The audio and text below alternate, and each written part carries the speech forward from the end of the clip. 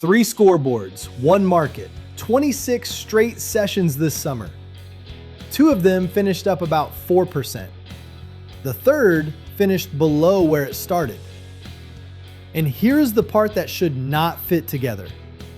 That third line owned the single biggest up day in the entire stretch. Nobody else came close to it. It had the best day on the board. It finished last.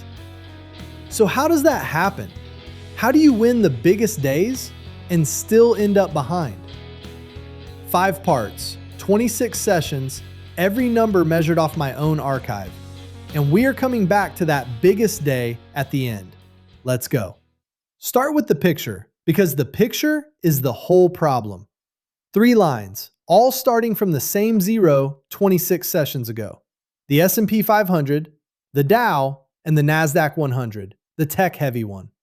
For the first week or so, you can barely tell them apart.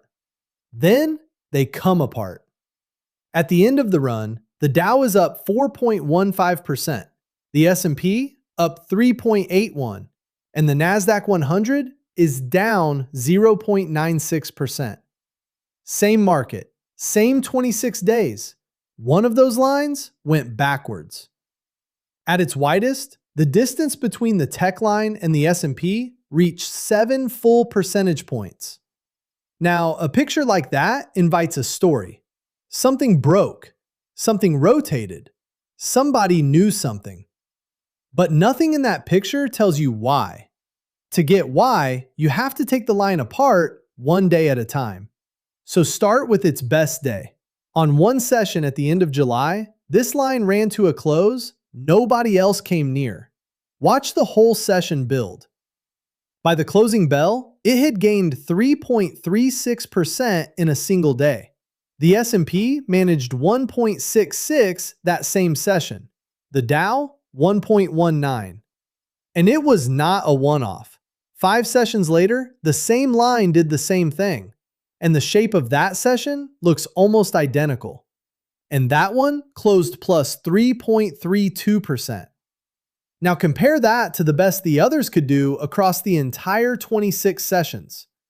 The S&P's best day was plus 1.79%. The Dow's best was plus 1.71%. Its 2 best days are each roughly double what either of the others managed. Add up every green session it had, all 12 of them, and you get 17.29 points. The S&P's green days add up to 10.30. So on the way up, it is not close.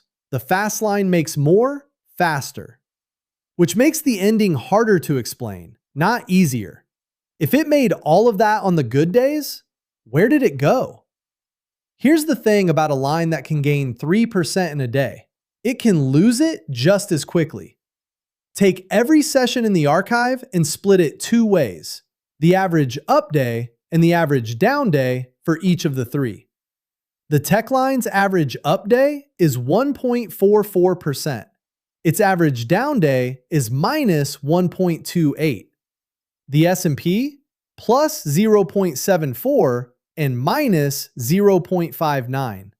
The Dow plus 0.66 and minus 0.64. Look at the shape rather than the numbers. The tech bars are about twice the size of the others on both sides of the line. That is not a flaw in it. That is the same single property. Whatever makes a line capable of a 3.36% day is the identical thing that makes it capable of the session on your screen right now. That session was a minus 2.06% day, and it does not get to choose. And then there is the count.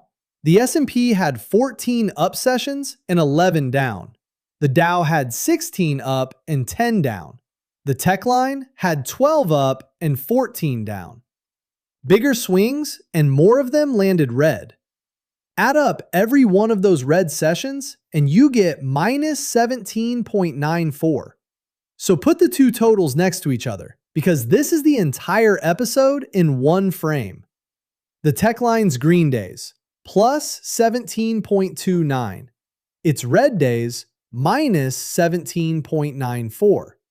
It made more on its good days than either of the other two made in total, and it handed back slightly more than it made. Net minus 0.65. Now the same arithmetic on the S&P. Green days, 10.30. Red days, minus 6.49. Net, plus 3.81. It never had a session anywhere near 3.36%.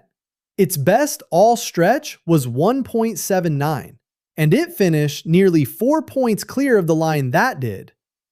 That is the mechanism, and it is not a personality trait or a story about technology. It is subtraction. Size shows up on both sides of the ledger. The scoreboard only ever counts what is left after the subtraction. Which leaves one question. If that was the difference the whole time, why did nobody watch it happen? Because it never happened on any particular day. Take the gap between the tech line and the S&P on each individual session and line all 26 of them up. The middle one is 0.72 percentage points. 0.7 of a point. That is a rounding error on an evening market report. There is no day in this archive where you could have watched the close and been told the lines were separating, because on any single day it was never large enough to say. The widest one-day gap in the whole run was 1.7 percentage points, and it landed on the same session the tech line put up its biggest gain of the summer. Its best day was also the day it pulled furthest ahead. It still finished the 26 sessions at minus 0.96, while the other two sat around plus 4. So back to that biggest day.